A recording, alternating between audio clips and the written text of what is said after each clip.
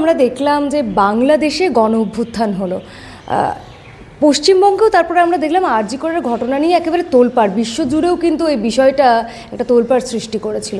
তো বাংলাদেশে যেটা সম্ভব হলো, পশ্চিমবঙ্গে আমরা কোথাও গিয়ে দেখলাম যে সেই গণ আন্দোলন কোথাও গিয়ে ধীরে ধীরে যেন আজকে একটা স্থিমিত। কেন, কি মনে হয়, কারণটা কি? এর প্রথম কারণ হচ্ছে যে বাংলাদেশ হচ্ছে একটা রাষ্ট্র, সেখানকার তাদের সেই প্রশাসন সরকার তাদের ভুল ত্রুটি, সবচেয়ে বড় কথা সেখানকার মানুষ ভোট দেওয়ার সুযোগ ঠিকমতো পেত না, এটা একটা বিরাট বড় অভিযোগ। এমনি দুর্নীতি, স্বজনপোষণ, তারপরে যেটা সংরক্ষণ নিয়ে ইত্যাদি, এইসবগুলো নিয়ে তো জনমানসে কিছু কিছু ক্ষোভ বিক্ষোভ থাকে, কিন্তু সবচেয়ে বড় যেটা সেটা হচ্ছে মানে যে ওখানের মানুষের ভোটের অধিকারটা ঠিকমতো পেত না, তারা নিজেদের পছন্দের মতো সরকার তারা গড়তে পারতো না, মানে জোরজবস্তি করে যেভাবে করে, যেমন যেরকম পুতিন করে, যেরকম আরও অনেক সরকারের বিরুদ্ধে এরকম ধরনের অভিযোগ আছে। হ্যাঁ, তো কিন্তু আমাদের এখানে তো মানে হ্যাঁ একেবারে যে বলবে একবার নিখুঁত সেটা না হলেও, হ্যাঁ ভোটের উপর একটা যেহেতু একটা মানে চেক অ্যান্ড ব্যালেন্সের ব্যাপার আছে, একটা সামগ্রিক নাগরিক সমাজ বলো, মিডিয়া বলো, সব কিছুরই একটা দৃষ্টি আছে, সুতরাং এখানে ওইভাবে এখনও অতটা করা যায় না। হ্যাঁ, তো তার ফলে কি হয়েছে, এখানে ভোটটা কম বেশি একটা তার সঠিক প্রতিফলন ঘটে। সুতরাং ওই জায়গা থেকে এখানকার একটা সবচেয়ে বড় তফাৎ, হ্যাঁ পার্থক্য। আচ্ছা, এবার আসি আমাদের এখানকার বিষয়ে। সেটা হচ্ছে যে আমরা ধরো অতীতে এই যে পট পরিবর্তন, 34 বছর সিপিএমের একটা একচ্ছত্র একটা ছিল শাসন, সেখান থেকে এই যে সিঙ্গুর নন্দীগ্রাম আন্দোলনের মাধ্যমে এই পরিবর্তনটা এখানে ঘটল। এর আগে সাধারণত কি হয়, যে কোনো এই ধরনের ইস্যুগুলোতে নাগরিক সমাজ প্রথমে শুরু করে, তার পিছনে এসে কখনো পতাকা নিয়ে কখনো পতাকা ছেড়ে বিভিন্ন রাজনৈতিক দল এসে দাঁড়ায়। হ্যাঁ, এবং তারপরে কিন্তু তার ফায়দাটা রাজনৈতিক দলই পায়। নাগরিক সমাজ তার ভোটে লড়ে না, তারা সমর্থন করে, তারা পরিস্থিতি অনুযায়ী বিভিন্ন দলকে বিভিন্ন সময়ে সমর্থন করে। কিন্তু এবং সিঙ্গুর নন্দীগ্রাম আমলেও সেই রকম একটা নাগরিক সমাজের সমর্থন নিয়ে প্রচুর একটা তুঙ্গে উঠেছিল। এবং শুধু আন্দোলনটাই বড় কথা নয়, সেখানে আবার সরকারের ব্যর্থতাও আছে। যেমন নাকি ধরো আমার যেটা রিডিং আর কি, সেটা হচ্ছে যে সিপিএমের যে তাদের যে সাফল্যটা ছিল সেটা হচ্ছে এই অপারেশন বর্গা বলো বা ক্ষেত মজদুরদের সংগঠিত করা বলো, বা এরই সাথে সাথে পঞ্চায়েত ব্যবস্থা, যদিও এটা রাজীব গান্ধী চালু করেছিলেন, কিন্তু এখানে ইমপ্লিমেন্টটা খুব তাড়াতাড়ি হয়েছে। এবং তার ফলে যেটা হয়েছে যে গ্রামের একটা স্বশাসিত একটা ব্যবস্থা, একটা প্রশাসনিক ব্যবস্থা গড়ে তোলা গেছে, যেটা গান্ধীজি কল্পনা করতেন যে পঞ্চায়েতি রাজ। হ্যাঁ, সেটা যদিও পঞ্চায়েতি রাজ এখনকার আমাদের যে পঞ্চায়েতি রাজ আর গান্ধীজি ভেবেছিলেন তার মধ্যে হয়তো অনেকটা তফাৎ আছে, কিন্তু যাই হোক, একটা গ্রামের মানুষের হাতে তো ক্ষমতা গেছে, সেখান থেকে তো শহর থেকে গিয়ে তো কোনো নেতারা গিয়ে ওখানকার পঞ্চায়েতের দায়িত্ব নেয়নি। সুতরাং এটা ওভারঅল ছিল, এবং এর মধ্য দিয়েই তারা ধীরে ধীরে তাদের যে একটা সাংগঠনিক একটা বিস্তার ঘটিয়ে তারা সেখানে একটা তাদের মানে সাপোর্ট বেস সাংঘাতিকভাবে এটা তৈরি করেছিল। কিন্তু যখন নাকি সিঙ্গুর নন্দীগ্রামের ঘটনাটা ঘটল, সেখানকার মূলত মানে গ্রামের গরিব, গ্রামের কৃষক, গ্রামের বর্গাদার, এরাই ছিল মূল ভিত্তি এই ইয়েটার মানে সিপিএম শাসনের। কিন্তু সেইটে খুব বড় মানে একটা প্রশ্নচিহ্নের সামনে দাঁড়িয়ে গেল এই সিঙ্গুর নন্দীগ্রামে যে কায়দায় জমি নেওয়া হচ্ছিল। যখন নাকি এই গণ্ডগোলগুলো শুরু হয়, মানে গণ্ডগোলগুলো যেমন পেকে গেছে আর কি। আমার একটা কথা মনে আছে, জ্যোতি বসু তো অনেক প্রাজ্ঞ, জ্যোতি বসু মানে তার সমালোচনা থাকুক যাই থাকুক, তিনি তার বাস্তব রাজনীতি বোধটা কিন্তু অনেক খুব ভালো ছিল, অনেক উচ্চস্তরের ছিল। তিনি কিন্তু মানে একটা সময় গিয়ে মানে প্রশ্ন করেছিলেন, আচ্ছা দল কি ওখানকার পঞ্চায়েতের মানে থেকে আলোচনা করে তাদেরকে মানে রাজি করিয়ে বিষয়টা করেছে? তখন যেটা ওখানকার নেতারা যেটা বলেছিল যে আমাদের কাছে কোনো অপশন ছিল না, ওপর থেকে বলা হয়েছিল এটা করতে হবে, সেইটাই আমরা বাধ্য হয়ে পাশ করিয়েছি। তার ফলে যেটা হলো, এই যে ওপর থেকে একটা চাপটা দেওয়া হলো না, তার ফলে কি ওখানকার যে মানুষের, সাধারণ মানুষের মতামতের কোনো মূল্য রইল না, এবং এটার ফলে একটা বিরাট গ্যাপ তৈরি হলো। এবং গ্যাপটা তৈরি হওয়ার ফলে সেখানকার সাধারণ, মানে সিঙ্গুর নিয়ে তো প্রথমে, কারণ সিঙ্গুরের একটা ওখানে হচ্ছে 3 ফসলা জমি ছিল, একটা অত্যন্ত উর্বর জমি ছিল, হ্যাঁ। তো সেখানকার অবস্থা, মানুষের মানে ওখানকার চাষিদের আর্থিক অবস্থা ওটার ওপর একটু ভালোই ছিল। কিন্তু এই জমি নেওয়া বা এই মানে সিঙ্গুরের জমি নেওয়া, সিঙ্গুরে অবশ্য লাঠিপেটাটাই সবচেয়ে, ওই যেহেতু তখন ওই মানে টিভি চালু হয়ে গেছে, হ্যাঁ। তার আগে তো মানে অত টিভির অত ইয়ে ছিল না, লোকে অতটা ওই খবরের কাগজ দেখেই যেটুকু জানতে পারতো। তো এই যে চোখের উপর দেখেছে ওইভাবে নির্মমভাবে ছাদের উপর উঠে মানে যারা আন্দোলন করছে তাদেরকে পেটাচ্ছে, এগুলো সাধারণ মানুষের মধ্যে একটা সাংঘাতিক মানে আলোড়ন সৃষ্টি করে।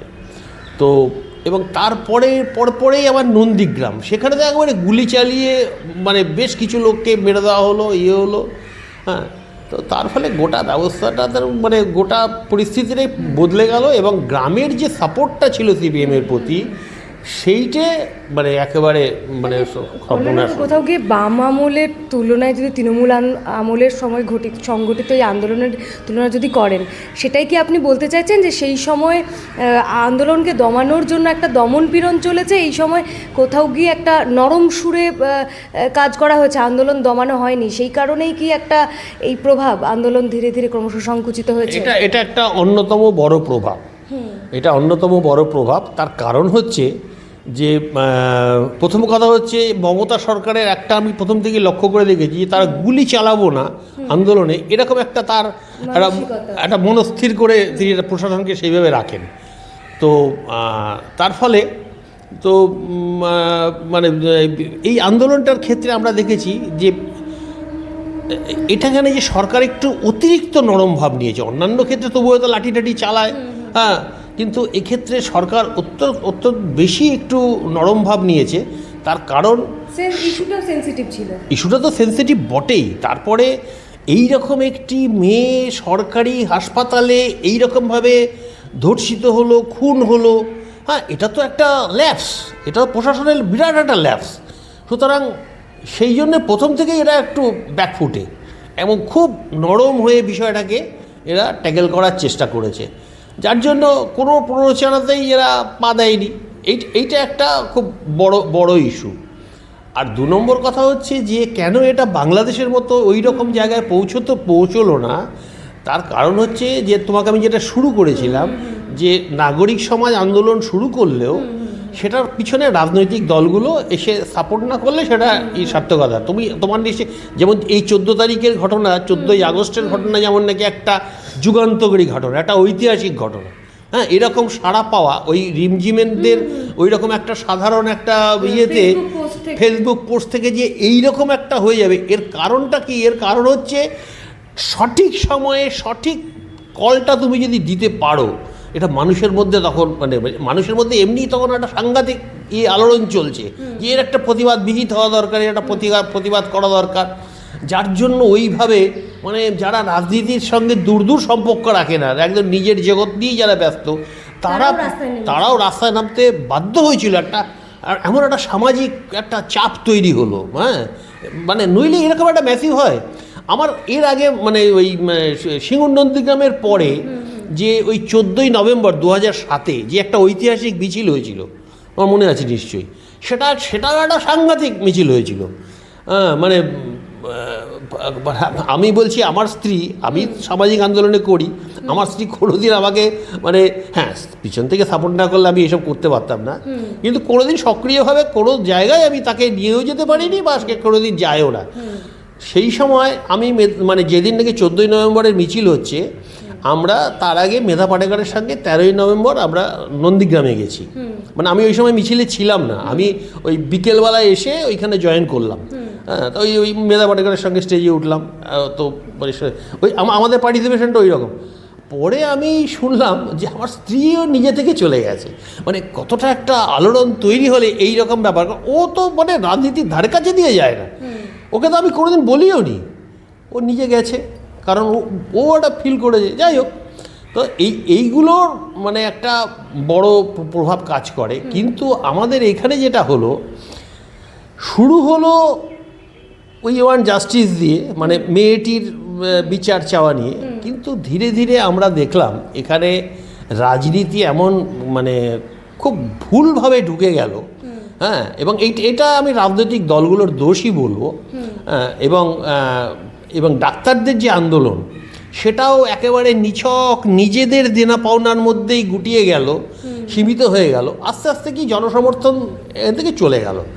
সবচেয়ে বড় যা মানুষ ধাক্কা খেলো হচ্ছে 14 তারিখের পরে 4 তারিখে, যেদিন সুপ্রিম কোর্টের যে বিচারটা প্রথম হিয়ারিং হওয়ার কথা ছিল 5ই নভেম্বর বা এরকম সেপ্টেম্বর, এরকম কিছু হবে আর কি। 5 তারিখ আর কি, 14 তারিখের পরে 5 তারিখে হওয়ার কথা ছিল। 4 তারিখ রাত্রিবেলা শ্যামবাজারে দখল হয়েছে, যেখানে ঋতুপর্ণাকে গো ব্যাক করা হলো। সেখানে কিন্তু আরও কতগুলো ঘটনা ঘটেছিল, এবং সেখানে সাধারণ লোক হয়তো অল্প অল্প কিছু এসছে, কিন্তু বেশিরভাগই ছিল মানে বিরোধী পক্ষ। সেখানে বিজেপিও হয়তো ছিল, আমি মানে সিপিএম তো ছিলই, বিজেপিও ছিল, হয়তো ছিল। কিন্তু সেখানে কতগুলো ঘটনা ঘটেছে, যেমন নাকি ঋতুপর্ণাকে গো ব্যাক করা হয়েছে, তারপরে তৃণমূলের পতাকা পোড়ানো হয়েছে, তারপরে তৃণমূলের পতাকা পোড়ানোটা একটু একতরফা খারাপ দেখা বলে, পরে আবার বিজেপির পতাকাটাও, মানে তৃণমূলের পতাকাটা অনেক সময় ভিডিওতে বোধহয় ভালো করে একজন নিয়েছে, সবাই অতটা ছড়ায়নি, কিন্তু বিজেপির পতাকা পোড়ানোটা মানে অনেক বেশি দেখিয়েছে। মানে নাগরিক আন্দোলনে অনেকটাই রাজনৈতিক কর্মসূচি গ্রহণ করা হয়েছে বলে আপনার মনে হয়? হ্যাঁ, রাজনৈতিক এই যে হস্তক্ষেপটা, মানে সেটা এত ভুলভাবে হয়েছে না। আর সত্যি কথা বলতে কি, মানে এখন মানে সিপিএমের রাজনৈতিক ক্ষেত্রে, মানে সিপিএম যেমন নাকি ধরো এই যে অতীতে যে কাণ্ডগুলো করা হয়েছে, ওদের বিরুদ্ধে দুর্নীতির অভিযোগ যে একদম ওঠেনি তা তো নয়। দুর্নীতির অভিযোগ, কারণ ওই যে তোমার কী বলবো, বালিতে কার বাথরুম ভেঙে বা বান্ডিল টাকা বেরিয়েছিল, তারপরে ওখানে বালিতে একজন ডাক্তার খুন হলো, তারপরে বালির যে সমবায় ব্যাংক, সেখানে প্রচুর মানুষ হয়েছিল, মানে একেবারে খুব ঠকে গেছিল, তাদেরকে ডিপ্রেভ করা হয়েছিল। এইসব ঘটনাগুলো সে সময় ছিল, সেগুলো ওই ছোটোখাটো এসছে। কিন্তু বামেদের বিরুদ্ধে বা সিপিএমের বিরুদ্ধে সবচেয়ে বড় অভিযোগ যেটা ছিল, সেটা হচ্ছে মানে রক্তপাত, খুন, হত্যা, মানে ইত্যাদি ইত্যাদি অত্যাচার আর কি। হ্যাঁ, সেটার তো নানা ঘটনা আছে। সেই মানে সাইবাড়িটা অবশ্য 77-এর আগের ঘটনা। হ্যাঁ, সেটা বোধহয় 69 সালে নয়, ওটা বোধহয় ওই প্রথম যুক্তফ্রন্ট পড়ে যাওয়ার পরে, প্রথম যুক্তফ্রন্ট বা দ্বিতীয় যুক্তফ্রন্ট পড়ে যাওয়ার পরে। হ্যাঁ, তো সেটা একটু আগের। তারপরে এই যে মরিচঝাপি থেকে শুরু হলো একের পর এক ঘটনা, এই কসবা, তারপরে নানুর, ইত্যাদি ইত্যাদি বহু জায়গায়, সেই হাওড়া ভোট কেটে দিল, এখনো মানুষের মধ্যে রয়েছে, এটা বলতে চাইছেন? এটা তোমার সেদিন কিন্তু ও বলেনি, এটা আমি অন্য জায়গায় শুনেছি। সেটা হচ্ছে যে যারা নাকি এখন ধরো 25-30 থেকে 50 বছর যাদের বয়স, তারা তো ওই অত্যাচারগুলো দেখেছে।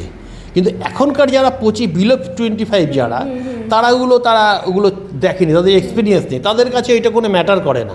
এখন এই যে এখনকার যারা নাকি সিপিএমের সেই সময়কার অত্যাচারের মানে অভিজ্ঞতাটা যাদের মাথায় রয়েছে, তারা কিন্তু আর সিপিএমকে ভোট দেবে বলে মনে হয় না। কারণ সিপিএম একবারও স্বীকার করে না যে হ্যাঁ আমাদের ওইগুলো খুব ভুল হয়েছিল। তারা বলে না, এগুলো সব বাজে কথা, এগুলো কিছু প্রমাণ হয়নি, অনেক তদন্ত হয়েছে, কিচ্ছু হয়নি, বলে এগুলো ওইভাবে কাটে। কিন্তু একটা জনমানুষের তো একটা ছাপ আছে। এগুলোকে তো এই যে কসবার হত্যাকাণ্ড, এগুলোকে তো তুমি অস্বীকার করতে পারবে না, এগুলো তো মানুষ জানে, কাগজ খুললেই দেখতে পাবে সব কী ঘটনা ঘটেছে না ঘটেছে। তো সুতরাং ওগুলোকে মুখে ওইভাবে অস্বীকার করলে হয় না। কিন্তু যদি আমার তো মনে হয়, যদি এটা সিপিএম স্বীকার করতো না, আমাদের এই যে আমরা সংসদীয় রাজনীতিতে বিশ্বাস করি, আমাদের তো এখানে আমরা যতই জনগণতান্ত্রিক বিপ্লবের কথা বলি, হ্যাঁ, সেটা একটা অন্য বিষয়। কিন্তু আমরা এখন যে ফেজের মধ্যে দিয়ে চলছি, সেটা হচ্ছে সংসদীয় গণতন্ত্রে আমরা পার্টিসিপেট করছি, এবং সেখান থেকে আমরা সরকার বানানোর চেষ্টা করি, এবং সেখানকার মানুষকে রিলিফ দেওয়ার চেষ্টা করি, যেটা বামফ্রন্টের আমলেও এইসব কথাগুলো বলা হতো। কিন্তু সুতরাং আজকে এইখানে যদি কিছু ভুল ত্রুটি হয়ে যায় তোমাকে তো মানে ভোটারের কাছে তো ফেস করতে হবে। সব মানে ইয়ে সব ঝুঠায় বললে তো আর মানুষের স্মৃতি থেকে ওগুলো মুছে যাবে না। কিন্তু এটা বলতে হবে যে আমাদের কিছু দর্শনে ভুল ছিল বা আমাদের কৌশলে ভুল ছিল, হ্যাঁ সেটা ভবিষ্যতে এগুলো আর হবে না। হ্যাঁ, আমরা এই ভুল স্বীকার করে নিচ্ছি, এটা ভবিষ্যতে হবে না। কল্যাণবাবু, এই আরজি করকে কেন্দ্র করে কেন গণ অভ্যুত্থান হলো না পশ্চিমবঙ্গে, তার অন্যতম একটা কারণ যে এই তো বর্তমান যে সরকার রয়েছে রাজ্যে, সে অনেকটাই নমনীয় হয়েছে এই আন্দোলনের প্রতি, এবং অন্যান্য যে রাজনৈতিক দলগুলি তাদের ভূমিকা নিয়েও যথেষ্ট প্রশ্ন আছে, এটাই বলতে চাইছেন তাই তো? একদম তাই, মানে আমি বলবো তাদের ভুল। হ্যাঁ, এবং নাগরিক আন্দোলনকে কোথাও গিয়ে রাজনৈতিকভাবে পরিচালনা করার একটা চেষ্টা হয়েছে, এটা বলতে চাইছেন? নাগরিক আন্দোলন শুরু করে নাগরিক আন্দোলনের একটা সীমিত ব্যাপার আছে, তাদের তো মানে লোক জমায়েত করার ক্ষেত্রে একটা সীমিত ব্যাপার আছে। হ্যাঁ, কিন্তু রাজনৈতিক দলগুলো যখন তার পিছনে এসে দাঁড়ায় তখন সেটা একটা ব্যাপক আকার ধারণ করে। কিন্তু সেক্ষেত্রে রাজনৈতিক দলগুলো যদি এখন পুরো ব্যাপারটা নিজেদের হাতে নিয়ে তারা যদি তাদের মতো করে কৌশল করে এগোতে চায়, সেখান থেকে মানুষ আস্তে আস্তে সরে যাবে। সেটাই ঘটেছে আর কি। আমার তো এইটাই ধারণা।